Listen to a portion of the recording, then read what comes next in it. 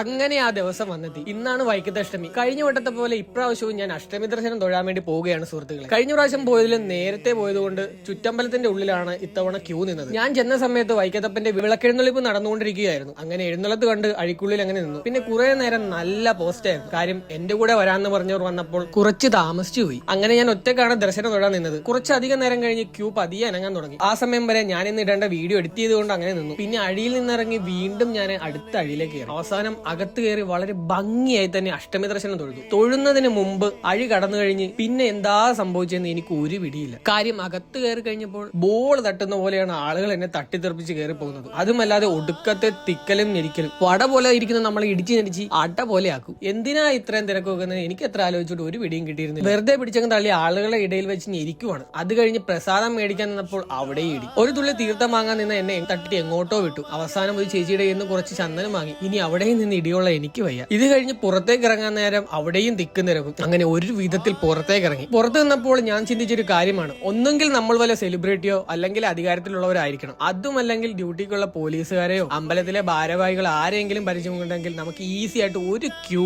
നിൽക്കാതെ തൊഴാൻ സാധിക്കും. കാര്യം ഇന്ന് അവിടെ ഉണ്ടായ സംഭവങ്ങൾ അങ്ങനെയായിരുന്നു. പുറത്തേക്ക് ഇറങ്ങി കഴിഞ്ഞപ്പോൾ മഞ്ഞിൽ കുളിച്ചിരിക്കുന്ന ക്ഷേത്രം കാണാൻ അടിപൊളിയായിരുന്നു. പിന്നെ അവന്മാര് വരുന്നവരെ ഞാൻ അവിടെ പുറത്ത് തന്നെ നിന്നു. അവസാനം ഒരുത്തൻ വന്നു. ഇനി ഒരുത്തനെ കൂടി കിട്ടാനും ഉണ്ട്. അവനെ നോക്കി നിൽക്കുന്ന സമയത്ത് നമുക്ക് ഓരോ ചുക്കാപ്പി കുടിക്കാമെന്ന് വെച്ചപ്പോൾ അവിടെയും ഒടുക്കത്തെ തിരക്ക്. അവൻ പോയി പിന്നെ കാപ്പിയും വാങ്ങി വന്ന് അവിടെ നിന്ന് കുടിച്ചുകൊണ്ടിരുന്നപ്പോൾ മഹിയും എത്തി. എങ്കിൽ പിന്നെ ഒന്നുകൂടി കുടിച്ചേക്കാമെന്ന് വെച്ച് ഒരു കാപ്പി ഞാനും കൂടി പോയി എടുത്തു. കാപ്പിയും കുടിച്ച് നേരെ അമ്പലത്തിന് മുമ്പിൽ പോയി ഫോട്ടോ എടുത്ത് പുറത്തേക്ക് ഇറങ്ങിയപ്പോൾ ദർശനത്തിനായുള്ള ക്യൂ അങ്ങ് വരെ എത്തിയിരുന്നു. ഏകദേശം 1.5 കിലോമീറ്റർ ഉണ്ടായിരുന്നു ആ ക്യൂ. ഇവിടെ മാത്രമല്ല, അമ്പലത്തിന്റെ ചുറ്റുമുള്ള എല്ലാ നടകളിലും അവസ്ഥ ഇതുപോലെ തന്നെ ആയിരിക്കും. എന്തൊക്കെയായാലും അഷ്ടമി ദർശനം കുറച്ച് ബുദ്ധിമുട്ടിയാണെങ്കിലും മനോഹരമായി തൊഴുതു. ആ സന്തോഷത്തിൽ നേരെ വീട്ടിലേക്ക്.